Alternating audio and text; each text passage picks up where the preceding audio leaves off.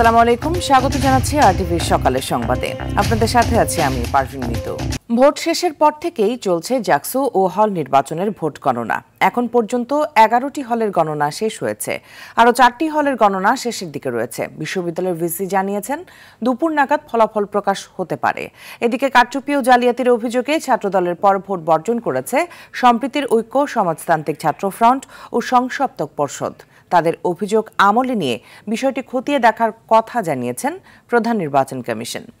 সহকর্মী ওমর ফারুক, রাকিব হাসান, জিয়াউর রহমান জিয়া ও রাজিউল ইসলাম পলাশের সহায়তায় বিস্তারিত থাকছে আব্দুল হামিদের প্রতিবেদনে।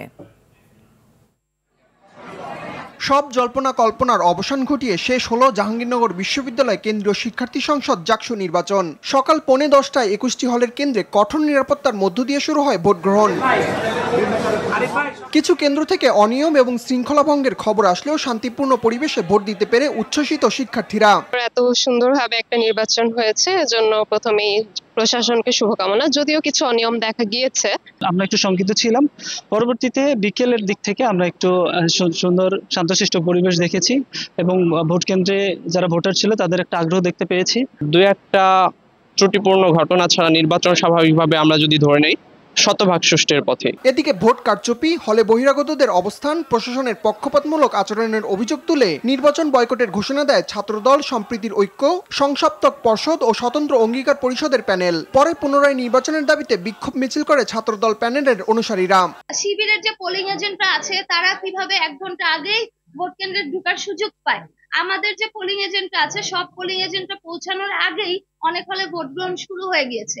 এটা তো স্পষ্ট যে এখানে কারচুপি করা হয়েছে। অসঙ্গতিগুলো স্পষ্ট তুলে ধরে আমরা এই ভোটকে এখনই বর্জন করলাম। এই সাজানো নির্বাচনকে, এই কারচুপির নির্বাচনকে আমরা একদম ঘৃণাভারে প্রত্যাখ্যান করছি এবং অনিয়মের অভিযোগ তুলে নির্বাচনী দায়িত্ব থেকে সরে দাঁড়ানোর ঘোষণা দেন বিএনপিপন্থী 3 শিক্ষক। ছাত্র শিবির ও স্বতন্ত্র সম্মিলন প্যানেলের ভিপি প্রার্থীর দাবি, নিশ্চিত পরাজয় জেনেই ভোট বয়কট করছে প্যানেলগুলো। আমরা মনে করি তারা বুঝে গিয়েছিল তারা নির্বাচনে হেরে যাচ্ছে, শিক্ষার্থীরা তাদের উপর আস্থা রাখতে পারেনি, সেজন্য আসলে তারা আগেভাগেই ভোট বর্জন করেছে বলে মনে করি।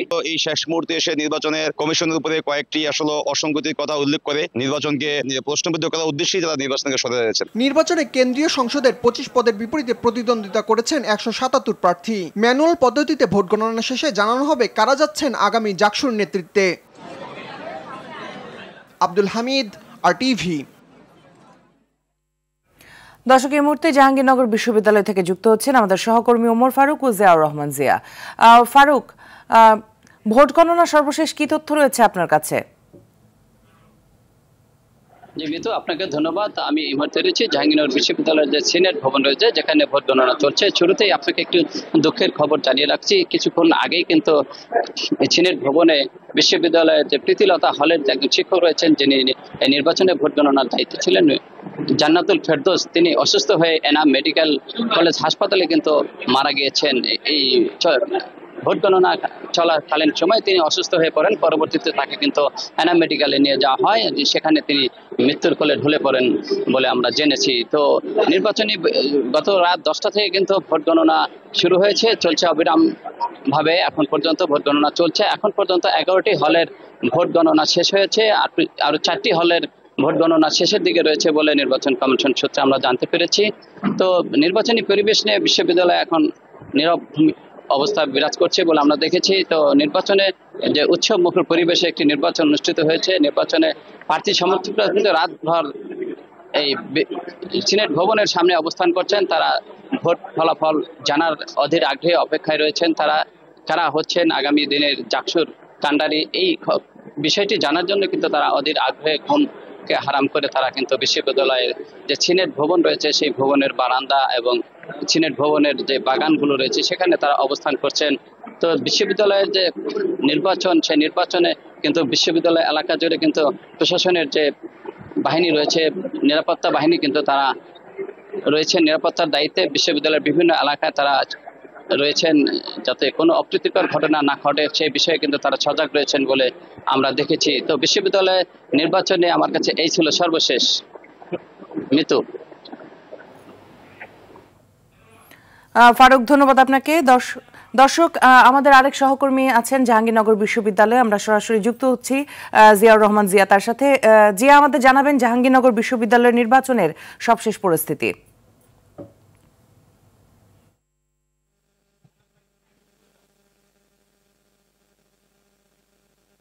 মিতু, আমি এই মুহূর্তে আছি জাহাঙ্গীরনগর বিশ্ববিদ্যালয়ের যে নির্বাচন কমিশন কার্যালয় বা সিনেট হল, সেই ভবনের বাইরে অবস্থান করছি। আমরা যেটি দেখেছি যে সকাল থেকেই এখানে একটি শান্তিপূর্ণ পরিস্থিতি বিরাজ করছে।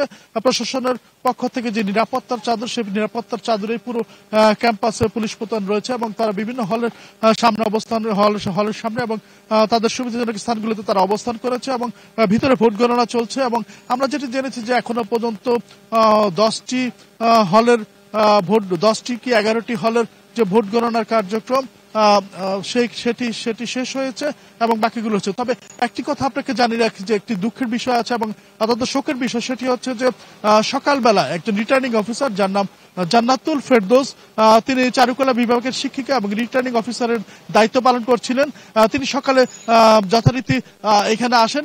গতকাল রাত্রে তিনি ছিলেন, কাজ শেষে চলে যাওয়ার পর সকালে দায়িত্ব পালনকালে তিনি এখানে আসেন এবং আমরা যেটা দেখেছি তিনি এখানে অসুস্থ হয়ে যাওয়ার পর তাকে প্রাথমিকভাবে স্থানীয় যে জাহাঙ্গীরনগর বিশ্ববিদ্যালয়ের যে চিকিৎসা কেন্দ্র সেখানে নেওয়া হয়েছিল, পরবর্তীতে এনা মেডিকেল কলেজে নেওয়া হলে তাকে মৃত ঘোষণা করেন। তো এই জিনিসটি আসলে ক্যাম্পাসে একটি শোকের পরিবেশ বিরাজ করছে, যেহেতু দায়িত্বকালীন অবস্থায় একজন রিটার্নিং অফিসার জান্নাতুল ফেরদৌস নামের যে রিটার্নিং অফিসার উনি মারা গিয়েছেন। আমরা তার আত্মার শান্তি কামনা করছি। আমি আপনাকে বলি যে নির্বাচন কমিশন কার্যালয়ে ভোট গণনা চলছে এবং এখানে যেটি বাহিরের যে পরিবেশ সেটি অত্যন্ত শান্ত পরিবেশ রয়েছে এবং পুলিশ প্রশাসন অত্যন্ত নিরাপত্তার চাদরে তারা পুরো ক্যাম্পাসটিকে ঢেকে রেখেছেন এবং যে কোনো ধরনের অপ্রীতিকর ঘটনায় তারা দায়িত্ব পালন করবেন বলে তারা আমাদেরকে জানিয়েছেন। আরেকটি ব্যাপার আপনাকে বলে রেখেছে, ছাত্রদলের যে গতকালকে আমরা যেটি দেখেছি যে ছাত্রদল রাত্রেবেলা মিছিল করেছিল, তারা নির্বাচন বর্জনের যে ঘোষণা দিয়েছে এবং পাশাপাশি যে আরো তিনটি প্যানেল থেকে নিরাপত্তা বর্জনের ঘোষণা দিয়েছে, তাদের সকালে আমরা কোনো কর্মসূচি দেখিনি এবং তাদেরকে আমরা ক্যাম্পাসে সকালবেলা তারা দেখিনি। তা আপনাকে যদি একটু জাহাঙ্গীরনগর বিশ্ববিদ্যালয়ের যে সিনেট হল, সে নির্বাচন কমিশনের কার্যালয়, সেটির বাইরে যদি একটু দেখাই, এখানে পুলিশ প্রশাসন তাদের দায়িত্ব পালন করছেন, পাশাপাশি সাংবাদিকরা রয়েছেন এবং রয়েছেন বিভিন্ন শিক্ষার্থীরা। তারা দেখছেন যে তারা ফল যে প্রকাশ সেটি পাওয়ার জন্য তারা অপেক্ষা করছেন এবং তারা বসে আছেন। এছাড়া আমরা যেটা দেখেছি যে বিশ্ববিদ্যালয়ের পক্ষ থেকে যে ফল ঘোষণার কার্যক্রম, সেটি তারা এলইডি টিভি বিভিন্ন জায়গায় স্থাপন করেছে, সেখান থেকেও তারা ফল গণনার বিষয়টি তারা দেখতে পাচ্ছেন। আপনি দেখছেন যে মৃদু বৃষ্টি হচ্ছে এবং মৃদু বৃষ্টি পুরো ক্যাম্পাসটিতেই বৃষ্টি হচ্ছে এবং ক্যাম্পাস অত্যন্ত শান্তি পরিবেশ বিরাজ হচ্ছে। আমরা বলতে পারি যে সবকিছু মিলিয়ে বলতে পারি যে শান্ত পরিবেশ, ক্যাম্পাস এখনো শান্ত রয়েছে এবং ভিতরে ভোট গণনা চলছে। পুলিশ প্রশাসন তাদের নিরাপত্তার যে দায়িত্বটি সেটি পালন করে যাচ্ছেন। তো এই ছিল জাহাঙ্গীরনগর বিশ্ববিদ্যালয় থেকে সর্বশেষ অবস্থা। জি, অসংখ্য ধন্যবাদ আপনাকে আমাদের সাথে যুক্ত হবার জন্য। এদিকে রাজশাহী বিশ্ববিদ্যালয়ের কেন্দ্রীয় সংসদ ও সিনেট ছাত্র প্রতিনিধি নির্বাচনে বাতিল হওয়া 7 প্রার্থীর মধ্যে আপিলে বৈধতা পেয়েছে 5 জন। চূড়ান্তভাবে বাতিল হয়েছে 2 জনের প্রার্থীরা। এদিকে কাল মনোনয়নপত্র প্রত্যাহারের শেষ দিন। ওই দিন প্রার্থীরা সকাল 9টা থেকে বিকেল 5টার মধ্যে মনোনয়নপত্র প্রত্যাহার করতে পারবে। 14 সেপ্টেম্বর প্রার্থীদের চূড়ান্ত তালিকা প্রকাশ করা হবে। তফসিল অনুযায়ী 25 সেপ্টেম্বর সকাল 9টা থেকে বিকেল 4টা পর্যন্ত বিশ্ববিদ্যালয়ের সব একাডেমিক ভবনে ভোট গ্রহণ অনুষ্ঠিত হবে। উচ্চ সুদ হার, ব্যাংকিং খাতের দুর্বলতা, সর্বোপরি রাজনৈতিক অস্থিরতায় দেশে নতুন বিনিয়োগ হচ্ছে না, ফলে কর্মসংস্থানও হচ্ছে না। পাশাপাশি জ্বালানি সংকট এবং মার্কিন যুক্তরাষ্ট্রের দেয়া 20% শুল্ক আরোপ বাংলাদেশের জন্য বড় মাথা ব্যথার কারণ বলছেন অর্থনীতিবিদ ও উদ্যোক্তারা। তৌহিদুর রহমানের রিপোর্ট। সম্প্রতি রাজধানীতে ব্যবসায়ীদের এক অনুষ্ঠানে অর্থনীতিবিদ ডক্টর হোসেন জিল্লুর রহমান দেশে ছদ্মবেশী বেকারত্ব মহামারী পর্যায়ে চলে গেছে বলে মন্তব্য করেন। সামষ্টিক অর্থনীতির স্থিতিশীলতার অভাবে এমনটা হচ্ছে বলেও মনে করেন তিনি। ছদ্ম বেকারত্ব মহামারী পর্যায়ে চলে গেছে। আপনি তরুণদের মধ্যে হতাশার জায়গাগুলো দেখলে আপনি বুঝতে পারবেন। উদ্যোক্তারাও মনে করেন উচ্চ ব্যাংক সুদ হার সহ নানা সীমাবদ্ধতায় বিনিয়োগ বাড়ছে না। ইন্ডাস্ট্রি হওয়ার জন্য যেটা দরকার, আগে তো মেশিনটা আনতে হবে, র মেটেরিয়ালসটা আনতে হবে। তা আপনার মেশিনটাই তো আসতেছে না। যদি ফ্যাক্টরি করি তাহলে আমার মেশিন লাগবে, আমি তো ফ্যাক্টরিতে হাত দিচ্ছি না, বিদেশিও দিচ্ছে না, দেশীয়রাও হাত দিচ্ছে না। ইন্ডাস্ট্রিতে যখন 15% 17%-এ আপনি যদি কস্ট অফ ক্যাপিটাল হয়, এটা আপনার একটা দীর্ঘমেয়াদী শিল্পের জন্য, বড় শিল্পের জন্য এটা ভায়াবল হয় না। নতুন করে মার্কিন যুক্তরাষ্ট্রের দেয়া 35% শুল্ক আরোপ থেকে কমিয়ে 20% করা হলেও তার দায় নিলে দীর্ঘমেয়াদে বাংলাদেশের জন্য ক্ষতির কারণ হবে বলে মনে করেন এই অর্থনীতিবিদ। ডিউটি বা ট্যারিফের জায়গাগুলোতে তারা কতটুকু দায় দায়িত্ব নেবেন তাদের পর্যায়ে এটা নিয়ে নেগোশিয়েট করা দরকার, এবং তাদের কনজিউমার যারা তারা সেই জায়গাটুকু কতটুকু কনজিউমার পাস অন করবে সেটাও এখানে গুরুত্বপূর্ণ বিষয়। যেখানে আমাদের কি তাদের আসলে বাণিজ্য বা সহযোগিতা করা দরকার ছিল, শুল্কমুক্ত বাজার সুবিধা দেওয়ার কথা ছিল, তা না হয়ে উল্টো আমরা তাদেরকে উন্নত দেশকে দিচ্ছি, যেটা আসলে প্রকারান্তরে এই ধরনের দেশগুলোর জন্য একটা বড় মাথা ব্যথার কারণ হবে দীর্ঘমেয়াদে। দীর্ঘমেয়াদী বিনিয়োগ বাড়াতে জাতীয় নির্বাচনের বিকল্প নেই বলেও মনে করেন তিনি। তৌহিদুর রহমান, RTV, ঢাকা। চালসহ নিত্যপণ্যের উচ্চ দরে অস্বস্তিতে ক্রেতারা, বাড়ছে মুরগি ও ডিমের দামও। রাজধানীর বিভিন্ন বাজার ঘুরে দেখা যায় মোটা চালের কেজি 55 থেকে 60 টাকা, মাঝারি চাল 70 থেকে 75 টাকা, আর মিনিকেট বা নাজির শাইল বিক্রি হচ্ছে 85 টাকার কাছাকাছি। এক ডজন ডিমের দাম 145 থেকে 150 টাকা, ব্রয়লার মুরগি 165 থেকে 185 টাকা, পেঁয়াজ 80 থেকে 85 টাকা কেজি, রসুন 150 থেকে 200 টাকার উপরে। সবজির দামও বেশ চড়া, কাঁচামরিচ 120 টাকা 150 টাকা কেজি, টমেটোর কেজি 100 টাকা। ক্রেতাদের অভিযোগ, মাসের শুরুতে বেতন হাতে পেলেই অর্ধেক খরচ বাজারে শেষ হয়ে যায়। দাম সহনীয় রাখতে সরকারের কড়া নজরদারির দাবি তাদের।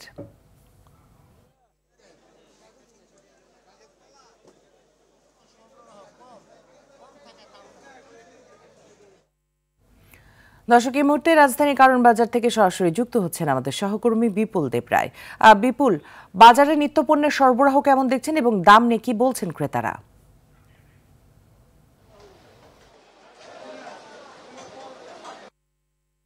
আমি তো আসলে আজকে যে সাপ্তাহিক যে বাজার দর এবং ছুটির দিন, সেই সাথে দুটো মিলেই কিন্তু বাজারের যে পরিস্থিতি সেটা হচ্ছে আসলে প্রতিটি জিনিসের দাম বৃদ্ধি পেয়েছে। অর্থাৎ সাধারণ ক্রেতারা বলছেন যে আসলে আপনি জানেন যে কিছুদিন আগে পরিসংখ্যান ব্যুরো থেকে একটা পরিসংখ্যান দিয়েছে মূল্যস্ফীতি কমার 8.29। আসলে মূল্যস্ফীতি কমলেও কিন্তু বাজারে তেমন একটা প্রভাব বা এর কোনো কিছুই দেখতে পাচ্ছে না ক্রেতারা, এমনটা দেখেছি। আসলে প্রতিটা চালের দামের, এখন আমি যে বাজারে আছি বা চালের দামের যে বৃদ্ধির যে বিষয়টি, সেটিও কিন্তু একেবারে আগের মতোই যে বৃদ্ধি হয়েছিল সেটি স্থিতিশীল রয়েছে, কমার কোনো দিক নেই। বিশেষ করে 28 চালটি এখনো পর্যন্ত সেই 55 থেকে 65-র মধ্যে বিক্রি হচ্ছে, এবং মাঝারি যে চালটি আছে সেটি হচ্ছে প্রায় 75 টাকার মধ্যে বিক্রি হচ্ছে, এবং নাজিরশার এবং যেটা বলি আমরা মিনিকেটের যে চালটা বলি সেটাও প্রায় 85 টাকা করে প্রায় বিক্রি হচ্ছে। অর্থাৎ বলতে গেলে চালের বাজারে সেই উদ্যোগতি কমার কোনো লক্ষণই আমরা দেখতে পাচ্ছি না। সেই সাথে আরেকটি বিষয়, সেটি হচ্ছে শুধু মাত্র চালের বাজার না, এখানে যে মাছের যে বাজার রয়েছে সেটিও কিন্তু কিছুটা দাম বৃদ্ধি রয়েছে। বিশেষ করে দেশি যে মাছগুলো রয়েছে এবং দেশীয় মাছগুলোর দাম বৃদ্ধির পাশাপাশি হয় ইলিশের দাম তো ছোঁয়াই যাচ্ছে না একেবারে, এমনটাই তারা অভিযোগ করেছেন। তারা বলছেন যে এই বছরে আসলে ইলিশের সেটি খাবার মতো নয়। সেই সাথে শুধু মাছ নয়, মাংসের বাজারেও কিছুটা উত্তপ্ত রয়েছে। অর্থাৎ গরুর মাংস হতে শুরু করে আপনার মুরগির মাংসটা কিছু বৃদ্ধি পেয়েছে, এবং মুরগির মাংসটা যেটা ব্রয়লার মুরগি, গরিবের সবচেয়ে সাধারণ মধ্যবিত্ত ফ্যামিলি যে মাংসটি সবচেয়ে বেশি নিয়ে যাওয়া হয়, সেই মাংসটিও কিন্তু এখন প্রায় 185 টাকার অধিক দামে বিক্রি হচ্ছে কেজি। এবং সেই সাথে ডিমের দামও প্রায় বৃদ্ধির দিকে, 145 থেকে 155 টাকা এর মধ্যে বিক্রি হচ্ছে ডিম, অর্থাৎ ডজন আকারে। অর্থাৎ কাঁচা বাজারে গেলেও কিন্তু আমরা এই একই অবস্থা দেখতে পেয়েছি। পেঁয়াজের দামটা বৃদ্ধি রয়েছে, প্রায় 80 থেকে 85 টাকা করে বিক্রি হচ্ছে, এবং রসুন 150 থেকে 170 পর্যন্ত চলছে প্রখার বেঁধে। অর্থাৎ বলতে গেলে কাঁচা বাজারেও ঠিক অন্যান্য যে সবজিগুলো রয়েছে সেগুলো কিন্তু প্রায় 80 টাকার উপরে প্রতিটা সবজির দাম, এবং কাঁচামরিচ এখন 150 টাকা করে বিক্রি হচ্ছে। তো মিতু, আসলে প্রতিটা বাজারের যে অবস্থা সেটা যদি আমরা লক্ষ্য করি, সেটা হচ্ছে যে দাম কমার যে বিষয়টি প্রতিনিয়ত বলে আসছে সেটা আমরা কিন্তু দেখতে পাচ্ছি না। প্রতিনিয়ত এই দামটা বৃদ্ধি পাচ্ছে, এবং ক্রেতারা বলছেন যে তারা মাসের শুরুতে বেতন খরচ মেটাতে সবকিছু খরচ হয়ে যায়, এই এমনটাই অভিযোগ করছেন। তারা বলছেন আসলে সরকার। বিপুল, ধন্যবাদ আপনাকে। মাদারীপুরে কালকিনি পৌরসভার প্রধান বাজারে নেই কোনো টালঘর। ফলে বর্ষায়, বৃষ্টিতে এবং গ্রীষ্মের তীব্র রোদে চরম দুর্ভোগ পোহাতে হয় ব্যবসায়ী ও সাধারণ ক্রেতাদের। ব্যবসায়ীদের অভিযোগ, প্রতি বছর নিয়মিত ইজারা দিলেও কাঙ্ক্ষিত সুবিধা পাচ্ছে না তারা। এদিকে দ্রুত টলঘর নির্মাণের আশ্বাস কর্তৃপক্ষের। মাদারীপুরে কালকিনি প্রতিনিধি শাহজালাল সর্দারের পাঠানো তথ্যচিত্রে আরও জানাচ্ছেন আবরার মাহি। প্রথম শ্রেণীর পৌরসভা হয়েও একটি টোল ঘরের অভাবে চরম ভোগান্তির শিকার হচ্ছে মাদারীপুরের কালকিনি পৌরবাসী। প্রতিদিন ভোর থেকে দুপুর পর্যন্ত খোলা আকাশের নিচে রোদ, বৃষ্টি, ঝড় উপেক্ষা করে ক্রেতা বিক্রেতাদের আনাগোনায় মুখরিত থাকে এই মাছ বাজার। কিন্তু এই বাজারে কোনো টোল ঘর না থাকায় সামান্য বৃষ্টি হলেই কাদা পানিতে একাকার হয়ে যায়। এছাড়াও গ্রীষ্মের প্রচন্ড রৌদ্রময় পরিবেশে ঘাম ঝরিয়ে চলে বেচাকেনা। এতে করে ঋণের টাকায় জর্জরিত ব্যবসায়ীরা মাঝে মাঝেই অসুস্থ হয়ে পড়ায় ক্ষতির সম্মুখীন হচ্ছেন তারা। এখানে যারা ক্রেতা তাদেরও দুর্ভোগ, যারা বিক্রেতা তাদেরও দুর্ভোগ। আমরা প্রতিদিন তো খাজনা দেই, কেন আমরা এরকম ভিজমু, রোদে কেন আমরা পুরমু? এই বাজারের সবার দেখতে হলে একটা টলঘর আগে। বৃষ্টিতে বেশি রোদ্রে শুকাই, আমরা এখানে একটা টলঘর চাই। এখানে যদি একটা টলঘরের ব্যবস্থা করা হয় তাহলে জনসাধারণ থেকে শুরু করে ব্যবসায়ী সবাই উপকৃত হবে। এ বিষয়ে দ্রুত পদক্ষেপ নেওয়ার কথা জানান উপজেলা নির্বাহী কর্মকর্তা। যাদের জমি রয়েছে তাদের জমির সীমানা নির্ধারণ করে পরবর্তীতে আমরা টলঘর নির্মাণের ব্যবস্থা করব, যেন সরকারি সম্পত্তির সর্বোচ্চ ব্যবহার এবং সরকারি যে অর্থ আছে তার যেন কোনো অপচয় না হয়। শুধু আশ্বাস নয়, দ্রুত টোলঘর নির্মাণ করে দেওয়ার দাবি ভুক্তভোগীদের। রাষ্ট্রের কাছে, প্রশাসনের কাছে, স্থানীয় প্রশাসনের কাছে যেন একটা টলঘর করা হয়। আবরার মাহি, RTV। সাতক্ষীরা, খুলনা ও যশোরের প্রায় 40টি গ্রামে সৃষ্টি হয়েছে স্থায়ী জলাবদ্ধতা। প্রায় 3 মাস ধরে পানিবন্দী এসব অঞ্চলের লক্ষাধিক মানুষ। অতিবৃষ্টিতে তলিয়ে গেছে মাছের ঘের ও ফসলের ক্ষেত। সাতক্ষীরা প্রতিনিধি রামকৃষ্ণ চক্রবর্তীর রিপোর্ট, জানাচ্ছেন সাকিব আল হাসান। গত জুন মাসের মাঝামাঝিতে অতিবৃষ্টিতে প্লাবিত হয় সাতক্ষীরা, খুলনা ও যশোরের শিরাশুনি, সুভাষিনী, লাউতড়া, বাদুড়িয়া, হিজলঢাঙ্গা, হাড়িয়াগোপ ও পদচাক্রসহ প্রায় 40টি গ্রাম। এসব গ্রামের পানি নিষ্কাশনের একমাত্র পথ নরনিয়া কাটাখালীর এই সুইচ গেট। কিন্তু ভদ্রা নদীতে পলি জমে নদীর স্রোত কমে যাওয়ায় এই সুইচ গেট দিয়ে নামছে না পানি। 3 মাসেরও বেশি সময় ধরে প্লাবিত এসব গ্রাম। দীর্ঘদিন পানির নিচে থেকে নষ্ট হয়েছে কয়েক হেক্টর আমন ধানের ফসল ও সবজি ক্ষেত। ভেসে গেছে পুকুর ও ঘেরের মাছ। ভদ্রা নদীর পুনঃখনন ও নরনিয়া কাটাখাল সংস্কারের দাবি এলাকাবাসীর। নরনিয়া গ্রামতে যে সুইচ খাল আছে, সে খাল থেকে মূলত নিষ্কাশন হয়, কিন্তু খালেতে পলিতে এমন নাব্যতা না থাকায় এই অঞ্চলের এই পানি জলমগ্ন অবস্থাটা তৈরি হয়েছে।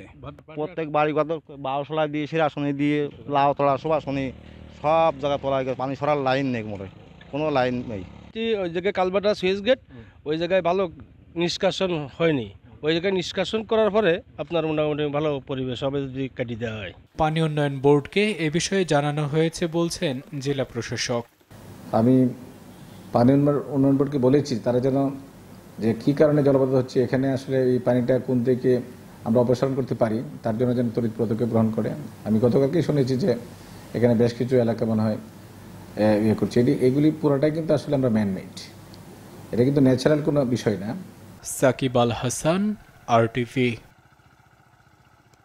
বরগুনার তালতলী উপজেলায় বঙ্গোপসাগরের কোল ঘেঁষে জেগে আছে শুভ সন্ধ্যা সমুদ্র সৈকত, যেখানে মূল আকর্ষণ ঝাউবন।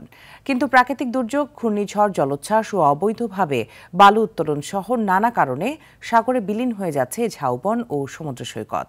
এতে হুমকির মুখে পড়েছে ভূপ্রাকৃতিক পরিবেশ। ধ্বংস হচ্ছে সম্ভাবনাময় একটি পর্যটন স্পট। বরগুনার পাথরঘাটা প্রতিনিধি তাহিদুল ইসলাম শুভর তথ্যচিত্রে বিস্তারিত জানাচ্ছেন লামিয়া তানজিন মাহমুদ। বরগুনার তালতলী উপজেলার নিশানবাড়িয়া ইউনিয়নের নলবুনিয়া এলাকায় পায়রা নদীর চরে বঙ্গোপসাগরের মোহনাতেই আছে শুভ সন্ধ্যা সমুদ্র সৈকত, যার একদিকে বাংলাদেশের দ্বিতীয় বৃহত্তম শ্বাসমূলীয় টেংরাগিরি, অপরদিকে সীমাহীন বঙ্গোপসাগর।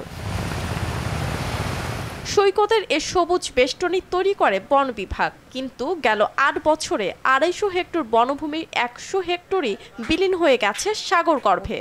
এখান থেকে আরো 4 থেকে 5 কিলো ভিতরে ছিল, কিন্তু তাপবিদ্যুৎ কেন্দ্রের বালু উত্তোলনের পর থেকে আস্তে আস্তে ভাঙন শুরু হয়েছে। তাপবিদ্যুৎ কেন্দ্র রয়েছে ওখানে যে এই বালুটা কাটতে নেওয়ার কারণে বনটা আস্তে আস্তে ভেঙে যাচ্ছে, ধ্বংস হয়ে যাচ্ছে। শেকড় থেকে মাটি সরে গিয়ে হেলে পড়ে মারা যাচ্ছে ঝাউ গাছগুলো। সৈকত জুড়ে ছড়িয়ে ছিটিয়ে রয়েছে অসংখ্য গাছের মূল ও উপচে পড়ে আছে অসংখ্য ঝাউ গাছ। 65 হেক্টর ঝাউ গাছ থেকে বিলীন হয়ে গেছে 25 হেক্টর। এই জায়গাটা আরো বড় ছিল, তখন এই যে গাছের যে অবস্থা ছিল এই গাছগুলো তখন পয়রা ছিল না। একটা পর্যটন শিল্পী গড়ে ওঠার জন্য যেটা দরকার সেটা আসলেই করা হচ্ছে না। ঝাউ বাগান যেটার উদ্দেশ্য করে এটা হয়েছিল, কিন্তু এটা কিন্তু নাই, বিলীন হয়ে গেছে। সরকার বা কর্তৃপক্ষ যদি এটার কোনো ব্যবস্থা না নেয় তাইলে আর 2-3 বছরে এই বনটা আসলে হারাই যাবে।